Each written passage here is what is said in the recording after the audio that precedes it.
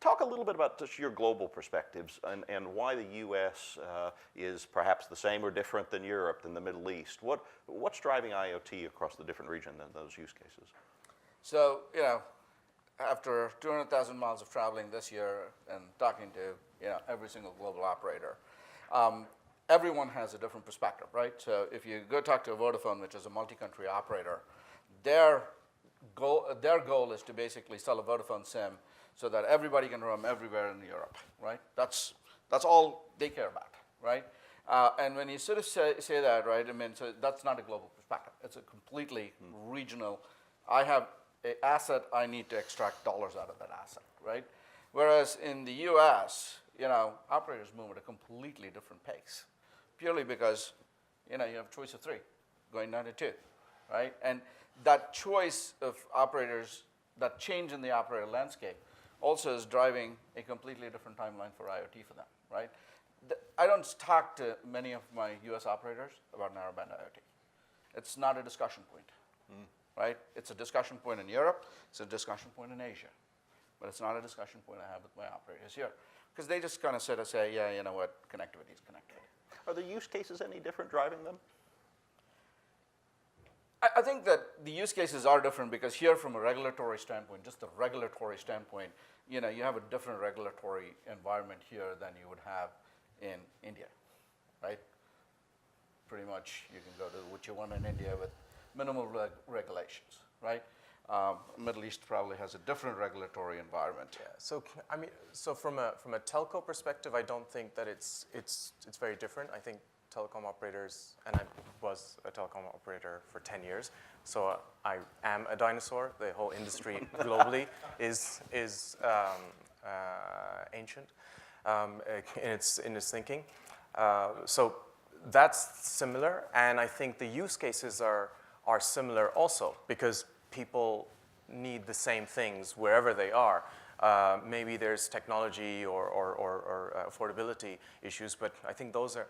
I think the key thing that makes me pretty excited about being wanting to remain in the Middle East is because of the opportunity. So the Middle East is a small market relative to the US, but there's a huge opportunity for IoT in the Middle East because of regulation, adoption, as support from the government. So as I said earlier, smart city initiatives.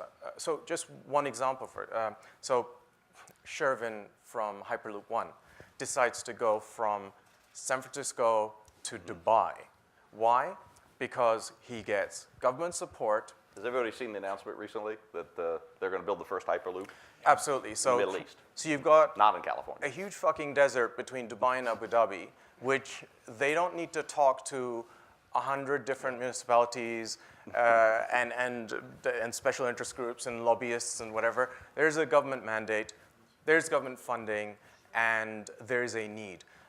Also because it's a new country, so there's a huge amount of excitement to reinvent the way that we live, consume, et cetera. So, I mean, Dubai is a special place. So Dubai has something called the happiness index, which the ruler of Dubai, when he says happiness, it's not just something about people smiling. It's about happiness means how can I make your life simpler and easier and more efficient?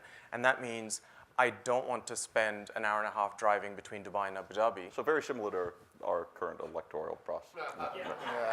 Okay. Absolutely. Let me not go there.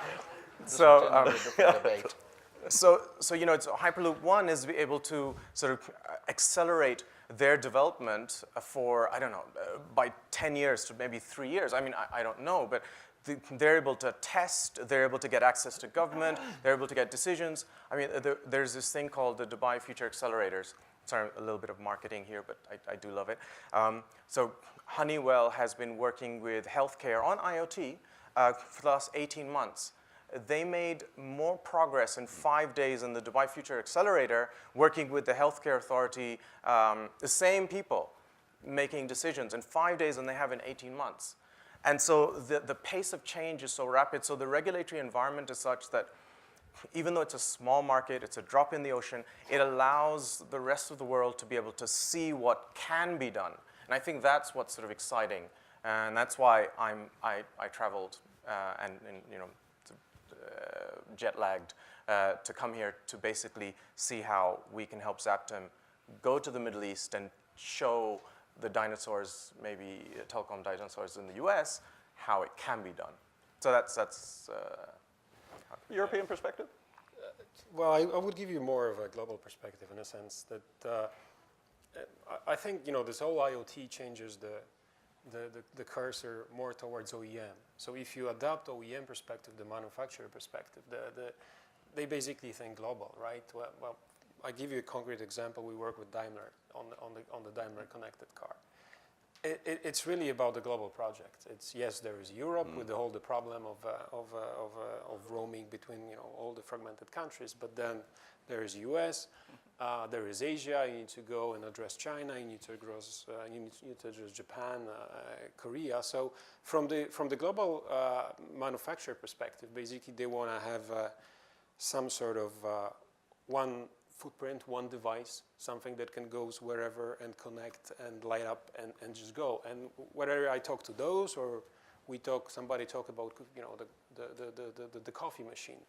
Yes, Nespresso is also doing this sort of projects. It's pretty much probably everybody in the world, and they want to have one basically module that is within the coffee machine that is working and operational everywhere.